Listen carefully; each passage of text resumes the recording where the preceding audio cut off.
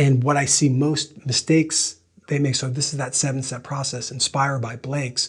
People will get a loose idea right here, like step 1, and they'll jump to like step 7, and it's a fiasco. How did the book Save the Cat change your life? Oh, it made a huge impact on my life, because up to the point where I picked up that book, I was muscling my way through a writing process. I'd taken Robert McKee's course and a bunch of others, and I liked it. I love theory. It's fascinating to me. And I went to NYU Film School, so I got nothing but theory there. And I'd made, I think, I just finished like the 5th feature screenplay that I wrote, and that one was maybe the 3rd independent feature that I made.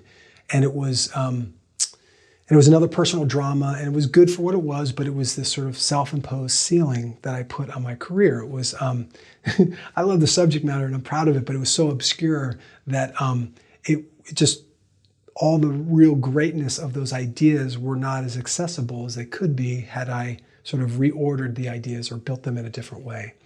And so I finally, this was probably in my mid-30s, I got the humility to say, okay, maybe Hollywood knows a few things about story structure that I should actually figure out. And again, I'd taken these other courses, but McKee is great, but he's so, sort of, his theories are all these different really cool pieces, but there was no system, at least that I could get from his sort of weekend lecture. But I liked it. I think I might have done it twice in my 20s. Blake Snyder's system to me was an absolute life changer, game changer completely, because he has his own genre system. He's got his own step-by-step process. And I took his, after I loved the book, I took his weekend seminar, and his energy was delightful, just playful, fun, really accessible, super smart. So I learned from him personally, I learned from his theory, and I still use it now. And so it completely revolutionized the way that I think about concept, think about structure, think about process. I mean, it's a night and day difference. And what I use now, and when I mentor writers, what I help them with is a variation of Blake's system that I've tailored to my own sort of professional process. And it's just a step-by-step process of really focusing on those story design choices. Because what most writers will do is they'll go, oh, I got an idea for a movie, and maybe they'll have a character or two or whatever, and then they jump ahead to writing the script. And not only writing the script, they try to write the final draft of the script, and it's a fiasco. That process is so difficult to get right. And again, everybody has their own process. So if that's the one you're using and it's working for you, great.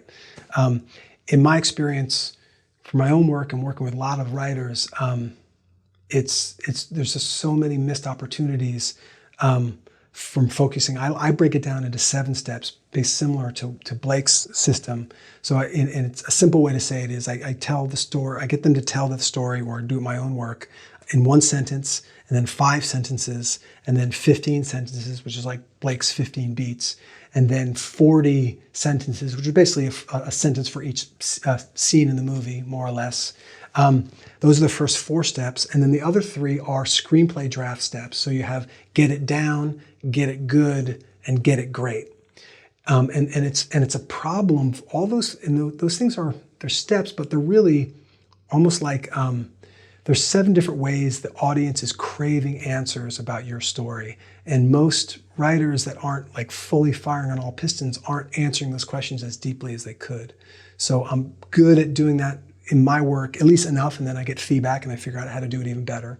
And when I work with other people, I just make sure that they're fully answering those questions. And then when they get to the screenplay writing part, get it down as just as quickly as you can. You're almost like formatting it. I usually write a treatment in that 4th stage. After I do like the 40 sort of sentences for each scene, I'll kind of write that into a treatment, 5 pages, 15 pages, and I'll just copy and paste that into the screenplay format.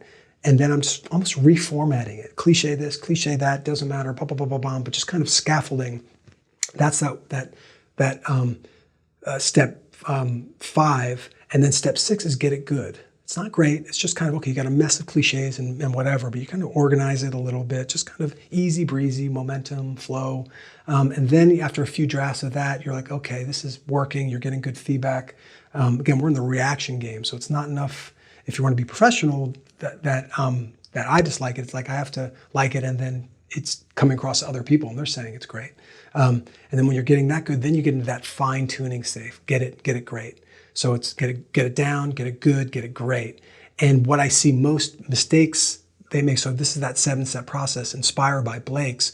People will get a loose idea right here, like step 1, and they'll jump to like step 7, and it's a fiasco. And even if they finish the script, you can see it. The script is a mess. And sometimes, if they tell me what their script idea is in one sentence, it'll also be a mess. And I can just by seeing the one sentence, I know the same problems they have in a 100-page script. When you say some new writers aren't good at providing answers to questions about their characters, is it because they themselves don't know the answers, or they're not good at relaying that information to the audience? Almost everybody just hasn't thought about it enough. There's some people that have a laser bead on who these people are, and they're just they're sort of developing their skill in terms of articulating on that page with pagecraft. But most of the people just it's just a little fuzzy. They haven't spent enough time going, well, wait a minute, who is that character?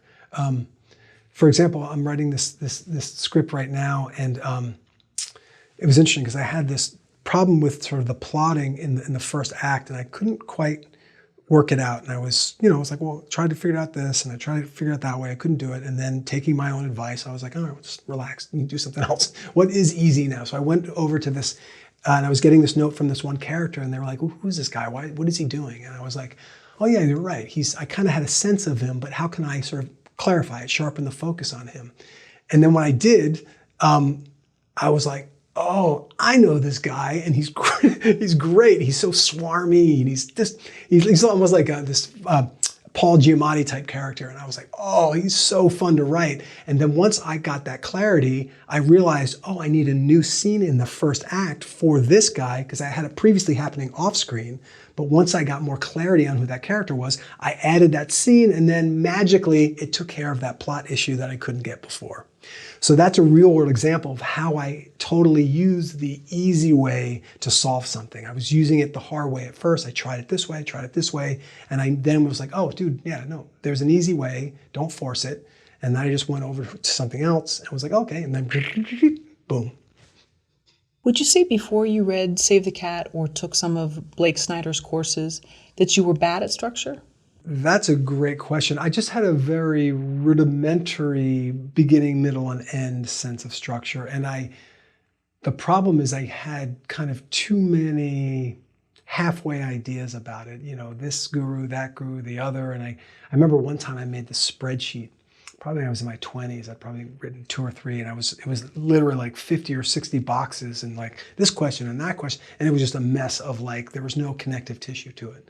So when I found Blake Snyder's system, which had really deep, actionable insights about why movies from Hollywood work, and a system step by step to sort of move through it, it all came together for me.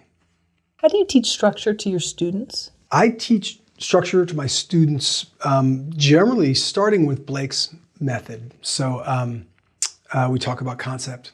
We talk about 5 story. Well, Blake goes from concept to 15, what he calls beats, but they're not even really beats. What he'll have is in his 15 beats there's some turning points and there's sequences. And then he's got opening image, closing image, which is a great bookending device. And then he calls out your B story, which is your second most significant thread. And then he talks about the theme, how it should be stated early on and overtly. And that's it. So there's a few things that are, but it's kind of a weird word. So I kind of think of his sort of 15 story, but they're all pertinent. It's like I, for sure, am writing a better screenplay when I have good answers for each of those 15 things, whatever you want to call them. One of the things I added to my process that he doesn't really talk about is starting with the log line and premises is huge, and then 15 beats is really helpful. But in between those two, I do 5 sentences. So Act 1, Act 2A, or what Blake calls fun and games, your midpoint turn, and then Act 2B, and then Act 3. So it's more or less the 3-act structure, but it's broken out into these pieces. I mean, this is a turning point, but like it's so important to kind of call it out. And so sometimes when I'm even coming up with a movie idea for in the very beginning, I'll kind of have a couple pieces of the concept, and I'll actually maybe sketch it out, the five sentences. But it's all easy. It's kind of like, well, oh, I know where it's going to end, and I'm not quite sure about this part or that part. So I just fill in what I know and go to the other parts and just kind of play with it. And then it just comes together. If it's a good idea and if it's easy, it'll come together. And if it's not coming together, at least right now, I just put it aside, do something else that is easy. And then you said to further flesh it out, 40, you do like you number 1 through 40, and then you have one sentence be each scene? That's right. So for that's my step 4 process, right? It'll and most movies will have about 40 scenes, plus or minus 5 or 10 or whatever. So I want to get a sense of, I'll expand those 15 beats to like the 40 scenes. And if it's 35, I don't care, it's fine. I just note, oh, I'm a little bit short. Because here's the thing with structure that throws off a lot of people is, especially people that aren't comfortable with it yet. They're like, I don't want to follow those rules. It's confining me. And they use that exact tone of voice too. No, but what's most instructive to me, and how I also work with my mentees or students or whatever, it's the expectations of the audience. The audience is absolutely craving a beginning, middle, and end. They're craving your break into Act 2 to happen someplace around the late 20s, 25 minutes, Blake says 27 minutes. So it doesn't have to be on that page, but if I write it and it's 5 pages after that or 10 pages, I'm aware of that, and it's the opportunity to go, I know the audience is expecting this around 27. Do I have enough have I earned their trust to go longer? So it's totally fine to sort of go against their expectations, but I want to do it mindfully. Or it's an opportunity to go, I'm breaking into 2 at page 35. Is there something I can, you know what? I totally can cut this whole scene or trim this down, and then I get it closer. So it's an opportunity to very definitively look at what the audience is expecting in a very concrete way and go, do I want to play to audience expectations here or go against it? So specifically with the 40 sentences for the scenes, again, plus or minus 5 or 10 or whatever. I'll do that, and then I have this sort of bone structure of how I can go, and I often put them on index cards and a board in my home office, and then I like to go from there before I go to the script to actually write a treatment as well, for 2 reasons. One is those 40 cards are really good for sort of structural choices and sort of thread flow and that sort of thing.